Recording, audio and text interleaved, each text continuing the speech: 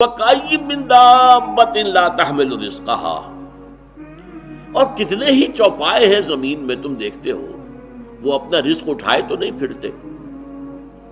یہ پرندے جو ہیں کیا ان کا رزق ان کے پاس سٹور میں کہیں ہوتا ہے؟ حضرت مسیح کا ایک بڑا پیارا جملہ ہے سرمن آف دی ماؤنٹ میں، کیوں فکر کرتے ہو، اپنے حواریین سے کہہ رہے کیوں فکر کرتے ہو کہ کیا کھائیں گے؟ تم جنگل کی چڑیوں کو نہیں دیکھتے کہ وہ خالی پیٹ اپنے گھونسلوں سے نکلتی ہیں اور شام کو آسودہ ہو کر واپس آتی ہیں؟ ان کے پاس کہیں کوئی جمع تو نہیں ہے، کوئی ذخیرہ تو نہیں ہے گندم کا یا کسی اور چیز کا۔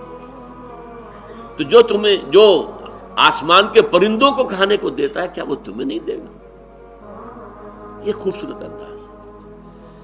کیوں فکر کرتے ہو کیا پہنو گے؟ جنگل کی سوسن کو نہیں دیکھتے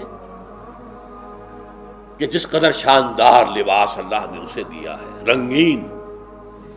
سلیمان بھی اپنی ساری شان و شوکت کے باوجود ویسا ملبس نہ تھا، ویسا لباس اس کے پاس بھی نہیں تھا۔ تو جو جنگل کی گھاس کو لباس دیتا ہے، جو آج ہے اور کل جھونک دی جائے گی آگ میں، کیا وہ تمہیں لباس نہیں پہنائے گا؟ یہ ہے توکل اللہ کی ذات پر۔ وَكَأَيٍّ مِّن دَابَّةٍ لَا تَحْمِلُ رِزْقَهَا اللَّهُ يَرْزُقُهَا وَإِيَّاكُمْ، اللہ ہی انہیں بھی رزق دیتا ہے تمہیں بھی دے گا۔ کیوں فکر کرتے ہو کہ کل کیا کھائیں گے؟ آج جس نے تمہیں رزق دیا وہ کل بھی دے گا، تم اس کے اوپر توکل کرو، اعتماد کرو۔